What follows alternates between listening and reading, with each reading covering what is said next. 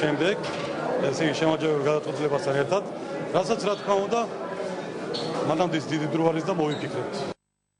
უცხოეთის მოქალაქეებს 2015 წლამდე საქართველოში მიწის ყიდვა აღარ შეუძლიათ. პარლამენტის მიერ 3 კვირის წინ მიღებულ ამ გადაწყვეტილებას ანტიკონსტიტუციურად მიიჩნევს და საკონსტიტუციო სასამართლოში ასაჩირებს საერთაშორისო გამჭვირვალობა საქართველოს ორგანიზაციაში აცხადებენ, რომ მსგავსი საქმე დანიის მოქალაქემ ზუსტად 1 წლის წინ მოიგო და ეს პრეცედენტი მოგების შანსს ზრდის. თუ სასამართლო დაადგენს, რომ იგივე შინაარსის ნორმა საჩირდება, რაზეც ერთხელ უკვე იმსჯელა, გადაწყვეტილება არსებითი განხილვის გარეშეც მიიღება. რითი ხსნიან მორატორიუმს საკანონმდებლო ორგანოს წარმომადგენლები და რას ფიქრობენ ამ საკითხთან დაკავშირებით ფერმერები და ექსპერტები. ეკა კოპალიანი გიამბობთ. სიღნაღის რაიონში 16,000-მდე ჰექტარ სასოფლო-სამეურნეო დანიშნულების მიწას დღეს უცხოეთის მოქალაქეები ამუშავებენ. ფერმერთა ასოციაციის თავმჯდომარე აცხადებს, რომ რაიონში ბოლო 2 წელია ბიზნეს არაბები, თურქები, ირანელები და ინდოელები აწარმოებენ. მათი ნაწილი კი მიწის გადაყიდვით არის დაკავებული. თამაზ ბურდულაძე მიიჩნევს, რომ სახელმწიფოს თავის დროზე სტრატეგია რომ შეემუშავებინა ადგილობრივები ნაკვეთებს თავად გამოიყენებდნენ და აღარ გაასხვისებდნენ. ჩვენ მილიონი ნახევარი ქართველი ჯერ კიდევ გარეთ აკვალ და დასასაქმებელი ყო. აი ამ ხალხს რას ვეუბნებით მე რო ჩამოვლიდა კაპიკებად გასხვისებული საქართველოს მიწარო დახდებოდა. პარლამენტის მიერ 28 ივნისს მიღებული კანონის თანახმად უცხო ქვეყნის მოქალაქეებს საქართველოში სასოფლო-სამეურნეო დანიშნულების მიწის ყიდვა 2014 წლის 31 დეკემბრამდე არ შეეძლებათ.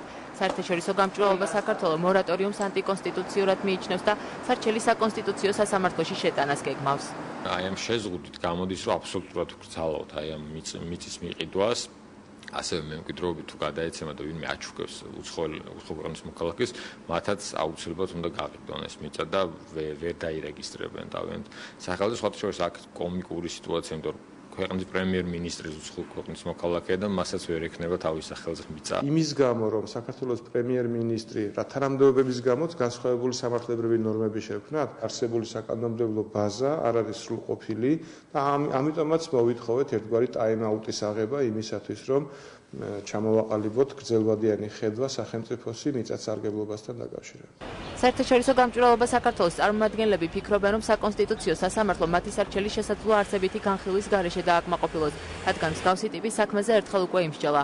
2012 წლის 26 ივნისს საკონსტიტუციო სასამართლომ პარლამენტის წინააღმდეგ დანიის მოქალაქის სარჩელი დააკმაყოფილა, რომელიც უცხოელებისათვის მიწის შეძენის უფლების შეზღუდვას აპროტესტებდა.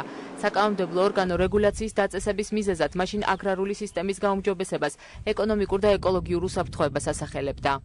საკონსტიტუციო სასამართლომ მაშინ ის რეგულირება გააუქმა და ანტიკონსტიტუციურად გამოაცხადა. რაც შეეხება ახალ რეგულირებას, წინასწარ იმის თქმა შეუძლებელია სასამართლო რას იმსჯელებს და როგორ მიიჩნევს. კანონმდებლობით გაწერილია პროცედურა, რომ თუ სასამართლო დაადგენს, რომ ეს არის იგივე შინაარსის ნორმა, რაზეც ადრე იმსჯელა და მიიღო შესაბამისი გადაწყვეტილება, მაშინ შედარებით მარტივი პროცედურით, განჩინებით, არსებით განხილვის გარეშე შეუძლია მიიღოს პირდაპირ ეს განჩინება და თქვას, რომ არაკონსტიტუცია რეგულირება.